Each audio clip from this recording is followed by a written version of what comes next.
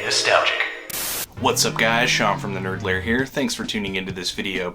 You know, being stuck at home during quarantine kind of has its perks. It gives me a chance to play some games that I haven't really played before or just haven't had time to play. And I just got done watching the Sonic the Hedgehog movie and I'm kind of vibing for some more Sonic. You know, I actually really like that movie and stay tuned for a late to the show episode on that one. But yeah, I want more Sonic, so let's see what I got. Oh yeah! Sonic and the Secret Rings. This was actually the first Sonic game to be released on the Wii console back in 2007. Its original title was actually called Sonic Wildfire.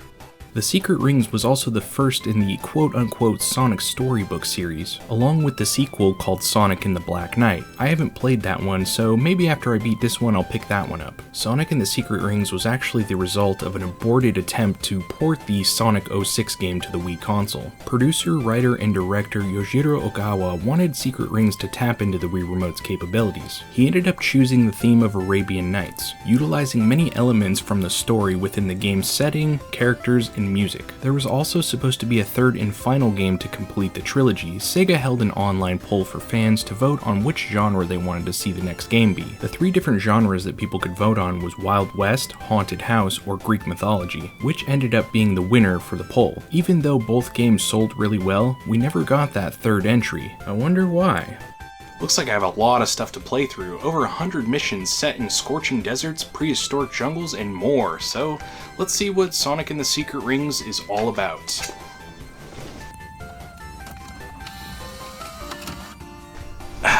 Alright, we have to use the Wii Remote for this. No nunchuck.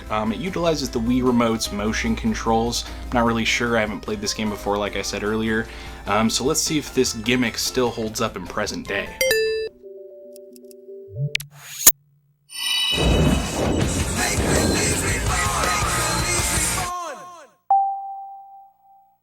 The game starts us off with Sonic falling asleep after reading the Arabian Nights novel, only to be woken up by Shara, a genie that looks like unused assets from a Phantasy Star Online game. She explains to Sonic that an evil genie named Eraser Jin is erasing pages from the Arabian Nights book and asks Sonic to help her, to which he agrees. He dons a ring that makes him Shara's master and grants him the ability to ask any wishes within her power. The first thing Sonic wishes for is a tissue, and just like that, they set off into the Book of the Arabian Nights, and our story begins. Once inside, Sonic and Shara encounter Eraser. He tells them of his intent to search for the 7 artifacts called the World Rings. Eraser tries to shoot Shara with a fire arrow, but Sonic takes the hit for her. Eraser Jin will only remove the arrow once he's collected all of the World Rings for him. So first off, I would say the majority of the cutscenes in this game, about 90%, are these moving pictures that almost remind me of like a storybook.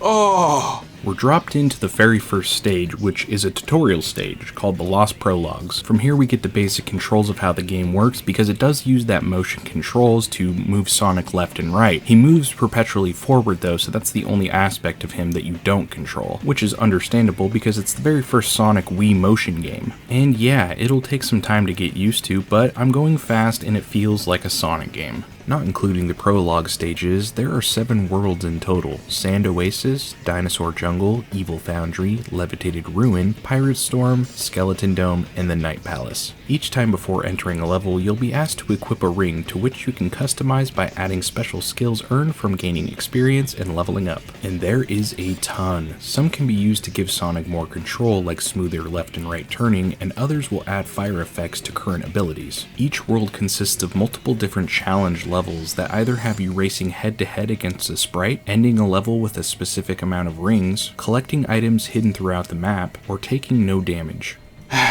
So herein lies the first gripe I have with this game, the challenge levels, because they're extremely difficult, not because they're actually that hard, but because the controls are so crippling, and the things that they want you to do require you more often than not to have precise timing and platforming skills that have no business being in this game with a controller like this. And the worst part is, to even progress from one world to the next requires you to complete a certain amount of these challenges before the story cutscene will trigger, and these challenges hold no weight to the game's overall story. They are basically there to pad out gameplay, and it's a very poor example of how to do so.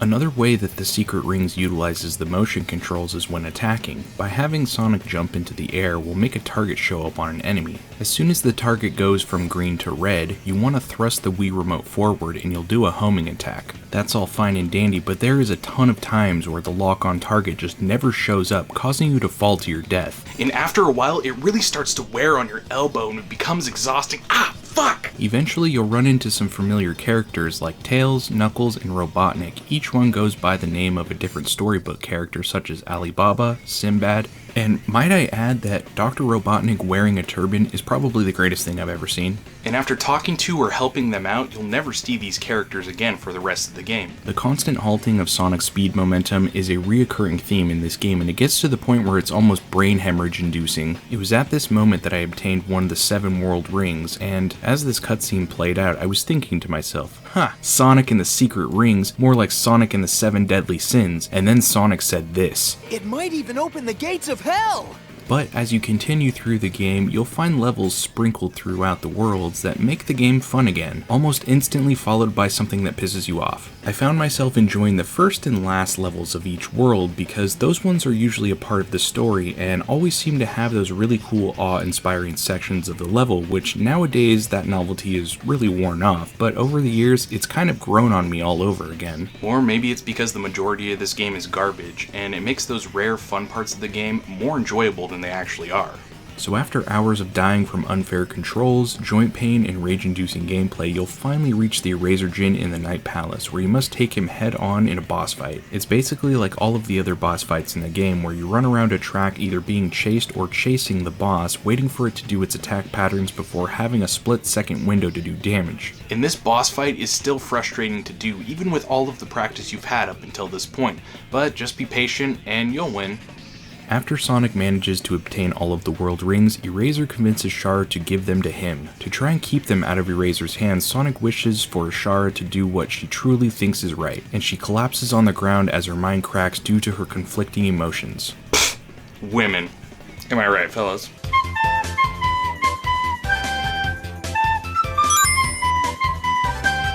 Eraser attempts to sacrifice Sonic in order to open the gateway between worlds, but in a move of altruistic suicide, Shara interrupts the attack, saving Sonic and asking for his forgiveness before dying in his arms. That's right, Shara was on Eraser's side the entire time. What a twist! And also pathetic. Now without Sonic as a proper offering, Eraser mutates into the monstrous whatever. Now intent on remaking the Arabian Nights in his own image, before moving on to Sonic's world, Sonic absorbs the world rings of sadness, rage, and hatred, emotions he was feeling at the time, and he transforms into Dark Spine Sonic, a darker, more violent version of Super Sonic, granting him the power to defeat but Eraser subsequently boasts that he's immortal and that he will always return. Sonic then reveals that he possesses Eraser's lamp, and he wishes for Eraser to bring back Shara to life, restore the book to its original state, and be trapped in his lamp for all eternity. Shara then bursts into tears, and Sonic has one more wish for his genie to fulfill. He wishes for a mountain of tissue paper, just like he did at the beginning of the game. And then, Sonic and the Secret Rings comes full circle. Roll credits.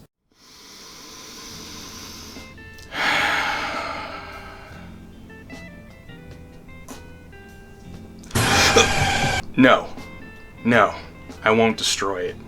Maybe they tried their best. It was the first Sonic game with motion controls on the Wii console, and they were still working through all the bugs of that new generation of video games, so I can't blame Sonic. It's not his fault. I can blame the developers, though, and Sega.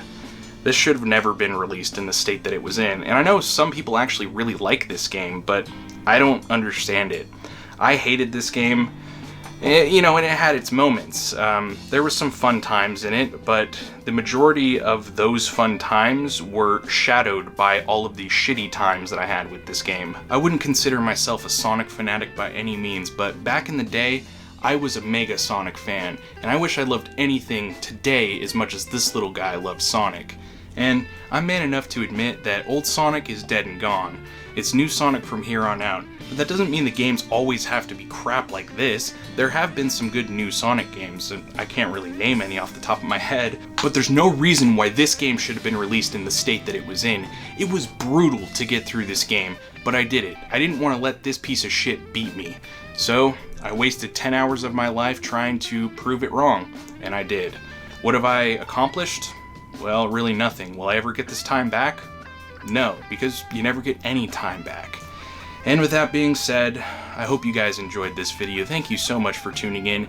And if you enjoyed this video, let me know down in the comments section if you've played it before or the sequel Sonic and the Black Knight. Go ahead and like, comment, and subscribe for more content like this. And I would like to give a huge shout out to my Patreon supporters. Thank you guys so much. Nuka P Demon on YouTube. Looney. Nintendo25 on YouTube. Go check him out. Sean Phillips. Aaron Parks. And Yoshi Gamer Boy. And if you guys want to get your own personal shout out at the end of every future video that I do, go check the link down below to my Patreon page. It's a $1 a month tier that gets you a shout out at the end of every video from here on out. Again, thank you guys so much for watching, and I'll see you next time in the Nerd Lair. Stay nostalgic.